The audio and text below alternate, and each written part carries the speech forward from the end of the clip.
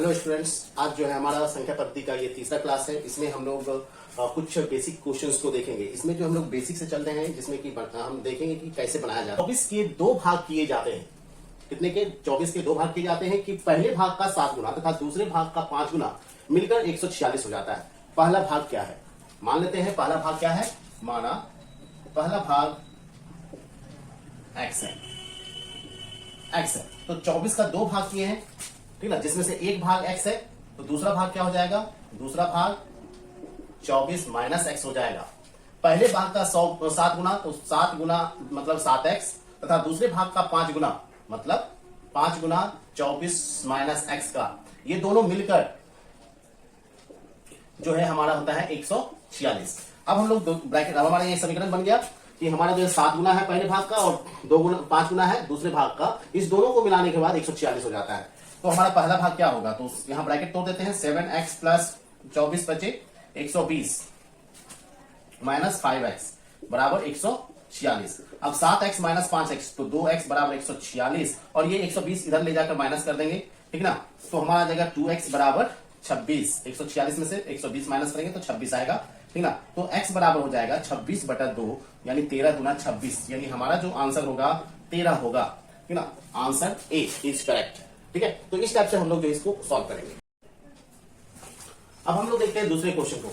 इसमें दिया हुआ है 10 पुस्तकों का औसत मूल्य 12 रुपया है, जबकि इसमें से 8 का औसत मूल्य 11.75 रुपया है, मतलब 11 रुपया 75 पैसा है। शेष 2 पुस्तकों में से एक का मूल्य दूसरे के मूल्य से 60% अधिक है, तो इन 2 पुस्तकों का अलग अलग मूल्य ज्ञात करें। तो यहां पर हम लोगों को 10 का जो है हल देखते हैं। 10 पुस्तकों का औसत मूल्य दे दिया है। औसत मूल्य मतलब हो गया कुल मूल्य जो है हमारा निकालना अगर है तो 10 गुना 12 कर लीजिए, मतलब कुल मूल्य जो हो जाएगा 10 पुस्तकों का 120 रुपया हो जाएगा। और जब 8 पुस्तकों का औसत मूल्य जो दिया हुआ है 11 रुपया 75 पैसा, तो 8 पुस्तकों का जो है कुल मूल्य जो होगा, पुस्तकों का कुल मूल्य बराबर 8 गुना 11.75, 8 1 9 मतलब 94 रुपया। तो ये जो है हमारा जो है यहाँ पर हमने जो संख्या को, जो पुस्तकों का कुल योग अगर हम लोग निकालें कि कुल योग उसके दाम का क्या होता है, कुल मूल्य कितना हुआ, तो कुल मूल्य निकालने के लिए पुस्तक के मूल्य को उसके औसत मूल्य से जब गुना कर दिया जाता है तो कुल मूल्य निकलता है। तो यहाँ पर जो है हमारा कुल मूल्य जो है 10 पुस्तकों के लिए आ गया 120 और 8 पुस्तकों के लिए आ गया 94। तो शेष दो पुस्तकों का जो मूल्य होगा, 2 पुस्तकों का कुल मूल्य जो होना चाहिए वो होना चाहिए 120 माइनस 94 मतलब 6 और 26 रुपया, ठीक ना। तो 26 रुपया होना चाहिए शेष 2 पुस्तकों का मूल्य, जबकि शेष 2 पुस्तकों के मूल्य में से एक का मूल्य जो है दूसरे के मूल्य से 60% अधिक है, तो अलग अलग मूल्य निकालना है। अब दोनों का कुल योगफल दिया हुआ है और हम लोगों को एक का दिया हुआ है 60% अधिक है दूसरे से। तो मान लेते हैं, माना एक पुस्तक का मूल्य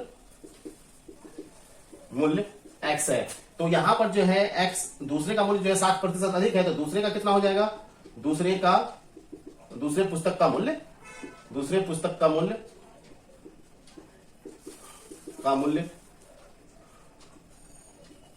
मूल्य जो हो जाएगा हमारा x प्लस x का 60%। तो ये हो जाएगा x प्लस x गुना 60/100, तो ये कट जाएगा और ये हो जाएगा 10 6 16x/10 आएगा। तो अब हम लोग देखते हैं कि दोनों का अगर योगफल करेंगे तो 26 आना चाहिए।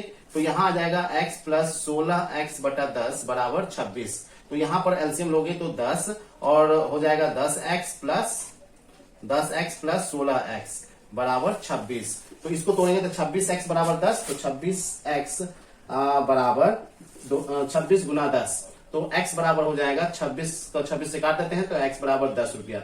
यानी जो है एक का मूल्य 10 रुपया है तो दूसरे का मूल्य 26 माइनस 10 हो जाएगा। इसलिए एक पुस्तक का मूल्य बराबर 10 रुपया, तो दूसरे का कितना होगा? दूसरे का मूल्य जो हो गया तुम्हारा आ गया 26 माइनस 10 यानी 16, मतलब 10 और 16 वाला आंसर, यानी आंसर बी जो है हमारा करेक्ट है, ठीक है। हम लोग आप देखते हैं हमारा अगला क्वेश्चन क्या है। किसी प्राकृतिक संख्या के वर्ग के 3 गुने में से उस संख्या के 4 गुने को घटाने पर प्राप्त संख्या उस संख्या से 50 अधिक है, वह संख्या है। प्राकृत संख्या हमारे गिनती की संख्या होती है, तो इसमें जो है प्राकृत संख्या के वर्ग के तिगुने में से उस संख्या के 4 गुने को घटाया जाता है। तो माना संख्या बराबर x, तो प्राकृत संख्या के वर्ग का तिगुना, तो वर्ग का तिगुना मतलब स्क्वायर करते हैं और इसका 3 गुना मतलब 3 से गुना कर देते हैं, में से उस संख्या के 4 गुने को घटाया जाता है, -4x कर देते हैं। तो पर प्राप्त संख्या उस संख्या से जो प्राप्त होगा संख्या, वो संख्या से 50 अधिक हो जाता है, तो x + 50 हो जाता है। अब इसको हम लोग हल करते हैं, तो ये 3x² -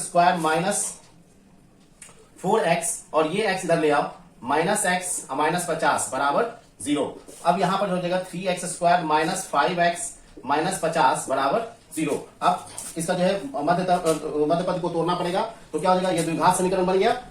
अब इसके लिए जो है 5 × 15 मतलब 150 हुआ। तो हम लोग को ऐसा लाना होगा कि यहाँ पर माइनस साइन है, तो यहाँ पर घटा करके जो है 5 आना चाहिए।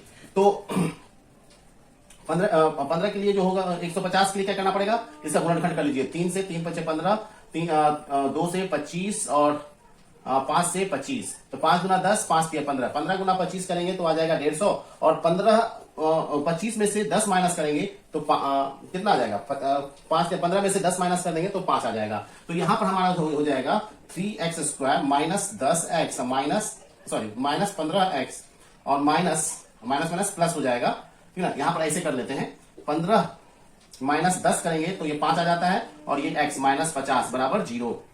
तो यहां हो जाएगा 3x² ब्रैकेट तोड़ते हैं, -15x और माइनस प्लस 10x -50 बराबर 0। तो यहां आ जाएगा कितना, 3x यहां पर कॉमन आएगा, 3x तो x -5, ठीक है। 3x से भाग देंगे तो यहाँ x बच गया, और यहां से इससे भाग देंगे तो 3 × 5 = 15, x ले चुके हैं हम लोग कॉमन में, प्लस यहां पर जो है 10 लेना पड़ेगा कॉमन, ठीक ना। तो x -10 × 5 = 50 बराबर 0। तो यहाँ दोनों संख्या में से कॉमन आ गया, x -5 कॉमन दोनों में, और ये 3x + 10 बराबर 0। तो यहाँ पर ये संख्या 0 है या फिर ये 0 है, तो यहां से आ जाएगा x बराबर 5 या x बराबर -10/3। तो ये तो संभव है ही नहीं, क्योंकि ये प्राकृत संख्या है ही नहीं, तो संभव नहीं है ये।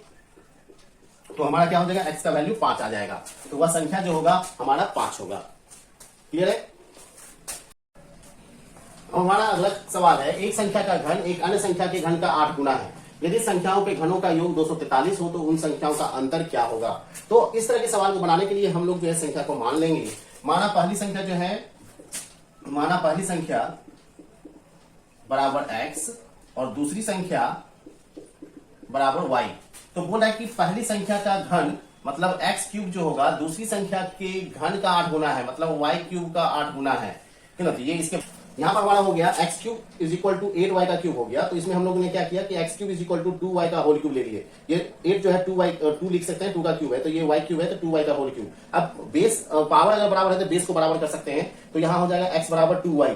तो यहां हम लोगों को अब दूसरा पार्ट दिया हुआ है, यदि संख्याओं के घनों का योग 243 हो तो x³ + y³ बराबर अगर 243 है तो हमने x का वैल्यू 2y रख दिया, तो 2y का होल क्यूब प्लस y³ = 243। तो 2 का क्यूब जो है 8y³ प्लस y³ = 243। तो 8 और 1 9y³ = 243। अब y³ = 243 अब बटा 9, तो डिवाइड करेंगे तो आ जाएगा हमारा 27। ये हमारा 27 आया। तो क्यूब हटाने के लिए जो है क्यूब रूट लेंगे, तो हमारा जब क्यूब रूट लेंगे तो आ जाएगा y बराबर क्यूब रूट 27 = 3। तो यहाँ पर x का वैल्यू y का वैल्यू 3 आया, तो x का वैल्यू आ जाएगा 2y, यानी 2 × 3 6। तो अंतर जो हो जाएगा x - y बराबर 6 - 3 आएगा।